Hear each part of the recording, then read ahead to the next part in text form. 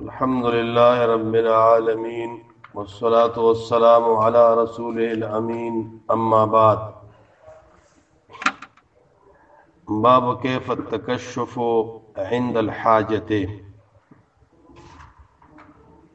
باب دې په بیان د دې خبره کې چې تکشف ځان نه کپړه لري کول دا به څنګه کې د قضاء حاجت په وخت کې داغی طریقہ په دې باب کې خی لکه د ابن عمر پر روایت سره راځي چې رسول الله صلی الله علیه وسلم وکړه اراده دا قضاء حاجت کوله نو خپل کپڑا به نه پورته کوله تر دې چې زمکه ته بنځدې شو یعنی زمکه ته نږدې شي سړی داغه نه بعد کپڑا لري ځکه دینه بره چې سړی کپڑا لري کوي د کشف د عورت خطر وي پکې وبه قال حدثنا زهير بن حرب قال حدثنا وكيع عن الأعمش عن رجل قلت دا رجل سوق دی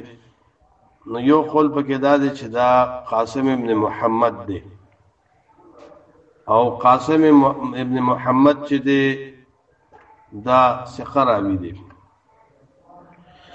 او دویم قول دار چې دا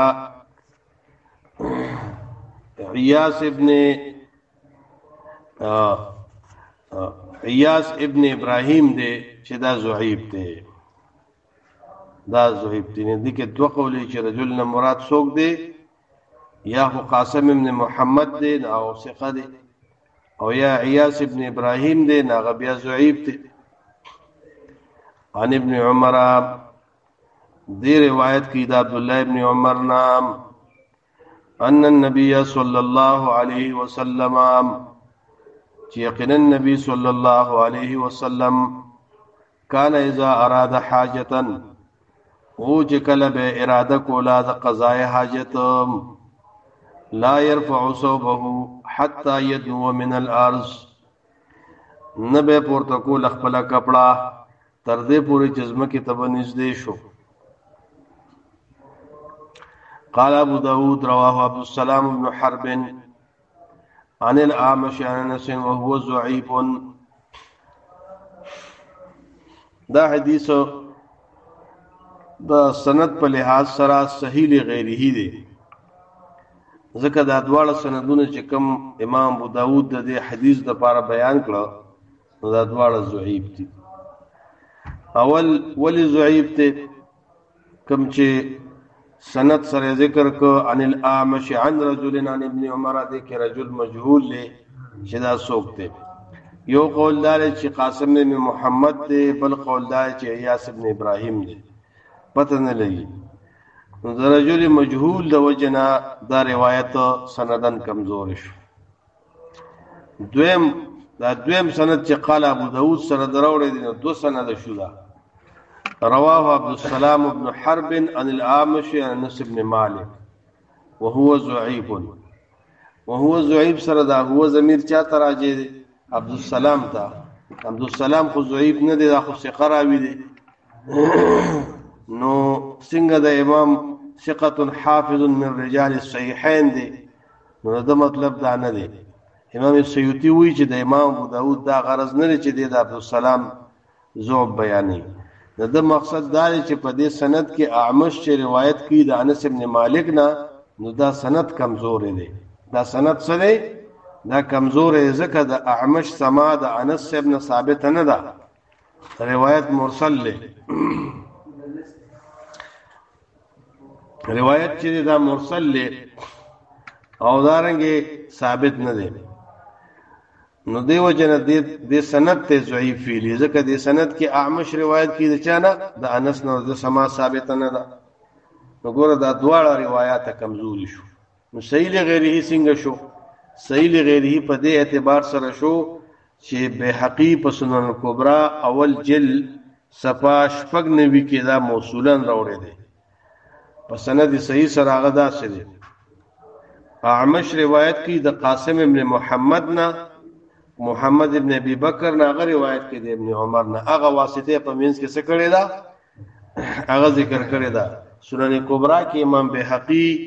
دا موصولا په دغه سند سره راوړی دی د اعمش او د انس په د اعمش او د ابن عمر په مینس کې واسطه او بل سند سره دی ښا دا سند خدای انس ابن مالک پر روایت سره دی خبره وانه پوښي دغه مخ کې سند چې دی دغه د ابن عمر په واسطه سره دی هغه کې رجل مجهول دی لیکن د بهقي چې سنن کبرا کې کم روایت راوړی دی نو د ابن عمر دغه روایت موصولا راوړی دی هغه داسې دی اعمش د قاسم بن محمد نه روایت کوي هغه د ابن عمر نه روایت کوي موصول شو نو حدیث صحیح لغیره شو باب کراهیت الکلام عند الحاجت باب د په بیان د کراهیت د خبرو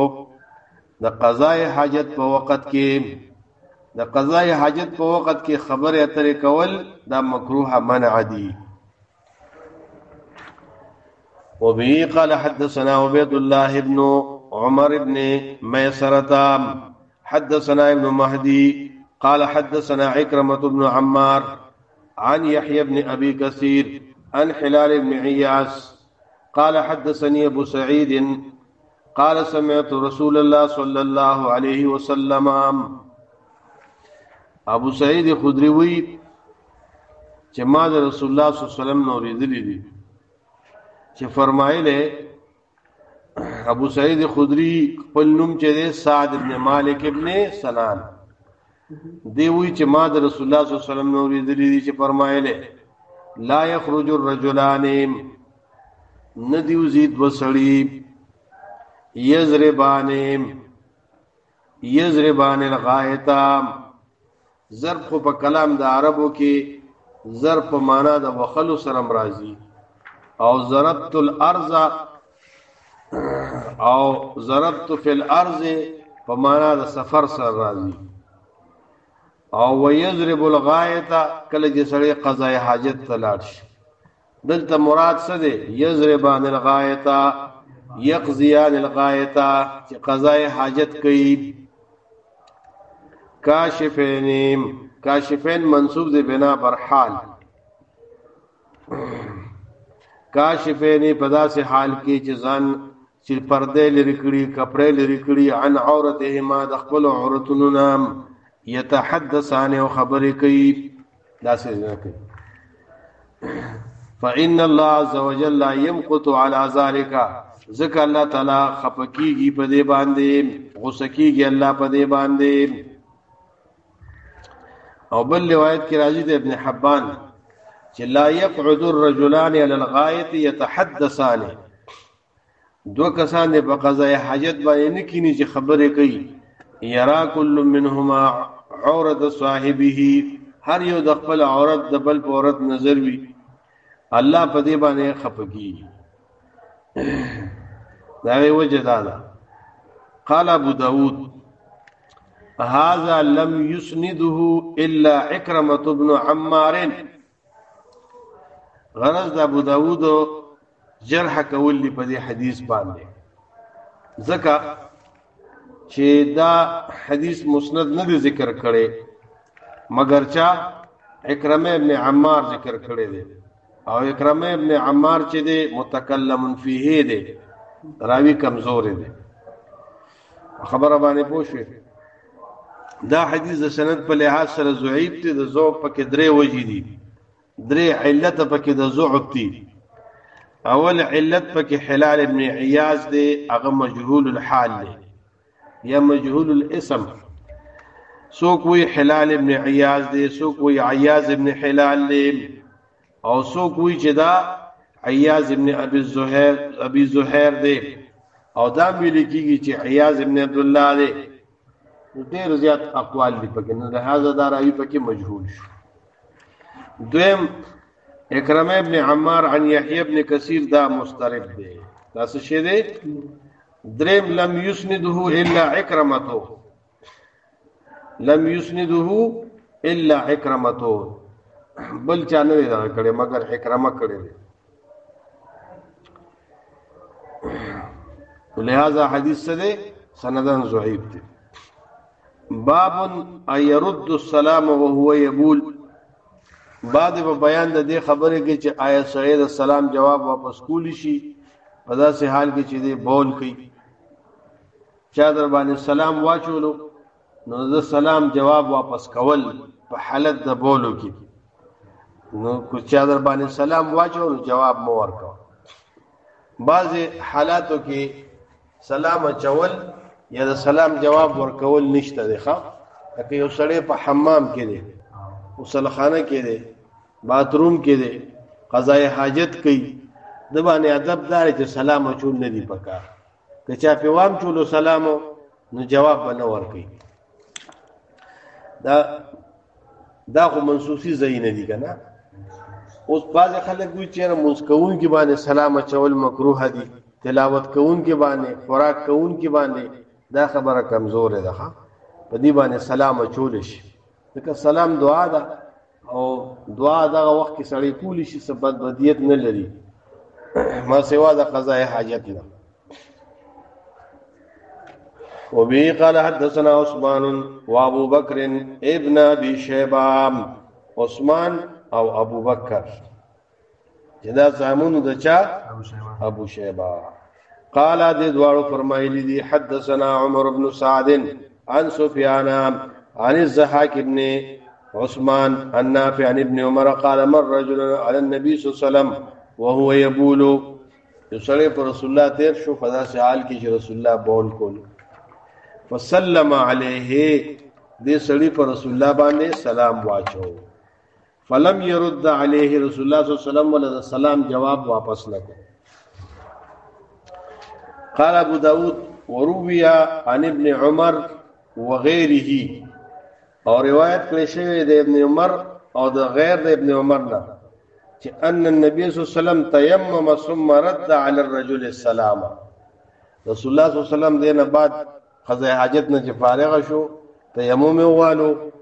او به دې سړي ته سلام جواب واپس کو. نو د سلام جواب یې ورته واپس کړی دی خو بعد التیمم.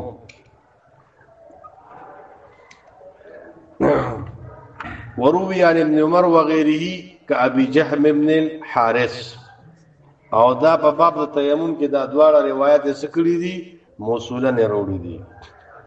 وبه قال حدثنا محمد بن المثنى قال حدثنا عبد الاعلى قال حدثنا سعيد بن قتادة عن الحسن عن حسين بن المنذر ابي ساسان عن المهاجر بن قنفذ انه اتى النبي صلى الله عليه وسلم وهو يبول. مهاجر ابن قنفذ دراغه په داسې حال کې چې رسول الله بول کول د په سلام واچو. نو فلم يرد عليهم رسول الله صلی الله علیه وسلم د سلام جواب واپس نکو پدم حتا توزع تر دې پورې چې ودسه وکړو. ثم اعتذر الیه بعذر قدتا فقال دایوتوی انی کرهتو زبد غړم ان اذكر الله چې زیات کم الله لرا الا لا طهر مگر په طهر باندې شک دراوی دي. او قال یا رسول الله دا سوی علی طهارتن زبد غړم چې الله یاد کم په طهر باندې یا په طهارت باندې، یعنی زه د طهارت په حالت کې الله ذکر کوم الله یادوم او غیر طهارت کې الله نه یادوم. نو دی وجنا نبی صلی الله علیه وسلم دته د سلام جواب نه دی واپس کړی. باو فی الرجل یذکر الله تعالی علی غیر طهر. باب دی بیان د خبره کې بیان د دې کې چې ذکر کوي او سړی د الله تعالی ذکر کوي بغیر د طهر نه، طهر د حالت نه بغیر په بل حالت کې یعنی غیر طهر حالت کې د الله ذکر کوي. دې کې روایت وروړي د عائشہ رضی الله عنها